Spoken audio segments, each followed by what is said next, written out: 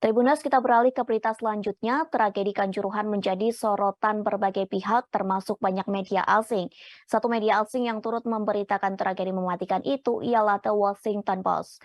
Bahkan media tersebut juga turut dalam investigasi kasus kericuhan di Stadion Kanjuruhan.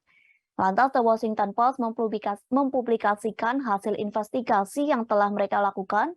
Dari hasil investigasi tersebut, yakni adanya temuan lebih dari 100 video dan foto. Kemudian ada pula 11 saksi yang dianalisa oleh ahli penanganan kerumunan serta aktivis HAM. Kesimpulannya terdapat 40 amunisi berupa gas air mata hingga granat asap. Keduanya ditembakkan ke kerumunan dalam rentan waktu 10 menit. Berdasarkan investigasi yang dilakukan dengan melihat video yang beredar, ditemukan amunisi ditembakkan ke arah lapangan dan tribun penonton. Tercatat ada banyak gas air mata yang ditembakkan ke arah tribun 11, 12, dan 13 Stadion Kanjuruhan. Akibat tembakan gas air mata itu, Aremania terinjak-injak menabrak tembok dan pintu saat berusaha keluar dari stadion. Namun sayangnya hanya ada 2 pintu stadion yang dibuka.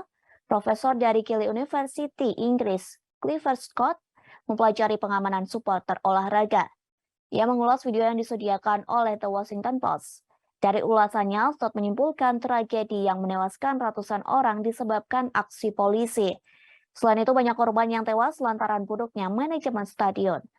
Diketahui sebelumnya tragedi Kanjuruhan terjadi seusai laga Arema FC versus Persebaya Surabaya.